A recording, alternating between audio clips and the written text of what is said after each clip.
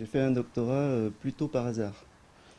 Je ne savais pas vraiment ce que c'était. Je pense que pour un certain nombre d'entre nous, c'est la même chose. En ayant suivi des études de paysage et d'architecture, on n'était pas à l'époque, c'est-à-dire il y a une quinzaine d'années, on n'était pas du tout orienté vers ce genre de pratique, de réflexion. Et en plus, je venais d'un milieu social dans lequel on ne savait pas du tout ce que c'était. C'est assez important parce que je pense qu'il y a pas mal d'étudiants qui sont dans le même cas. Et il y a, en fait, ce sont des clics, des petits événements qui m'ont décidé à faire un doctorat. Notamment, en fait, je pense que ça vient d'une question que quelqu'un m'a posée dans un parc et que j'ai pas comprise, qui me paraissait assez difficile. Et du coup, en étant quand même déjà paysagiste, déjà architecte, ben, j'ai pensé qu'il fallait que je trouve un moyen, ou que je trouve un moyen, en tout cas que je me donne des moyens pour réfléchir plus attentivement à ce que je faisais. Euh, En fait, la deuxième chose qui m'a poussé à faire un doctorat, c'est une situation que j'ai pas comprise non plus et qui me semblait vraiment fondamentale pour devenir paysagiste. C'est un ami qui m'envoie une vidéo venant de Tokyo et comment,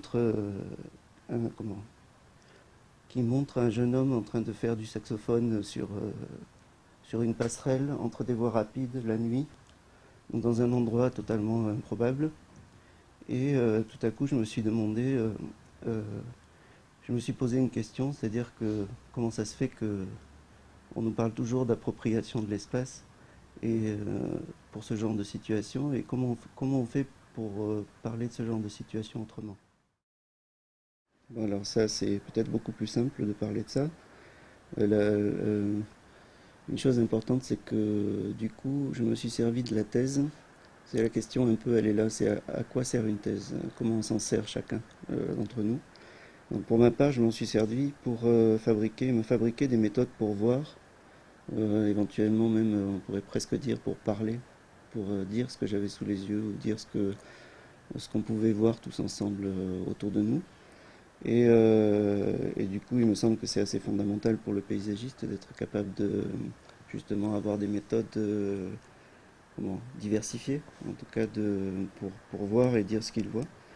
Du coup, en fait, ça m'a servi finalement à prendre certaines précautions, à être capable de prendre certaines précautions quand j'arrive quelque part euh, dans des situations de travail, des précautions par rapport au réel. En fait, maintenant, il me semble que je suis capable d'avoir un ensemble de méthodes beaucoup plus appropriées à chaque situation que je peux choisir et même éventuellement qui me permettent d'en imaginer d'autres. Et du coup, ça m'a servi essentiellement à ça, je pense. Après, ça m'a servi aussi à une autre chose, c'est assez particulier. Ça m'a servi à comprendre, parce que la thèse, je l'ai fait au Japon. Et pour la méthode de recherche a été une méthode qu'on dit observation participante, c'est-à-dire que j'ai habité dans le quartier que j'ai étudié. Donc je suis devenu habitant. Et c'est ce que la thèse m'a vraiment servi pour mon travail à ça, c'est-à-dire à comment faire pour que dans chaque situation, d'une certaine manière, je sois capable de devenir une sorte d'habitant. Alors évidemment, jamais en étant habitant, puisqu'on n'habite pas toujours là où on travaille. Mais en tout cas, comment réduire l'étrangeté par rapport aux hommes, aux femmes, aux gens qu'on rencontre et au territoire sur lequel ils vivent, qu'ils habitent et qu'ils fabriquent. Donc, comment faire en sorte que le paysagiste soit capable de réduire toujours cette étrangeté. Voilà.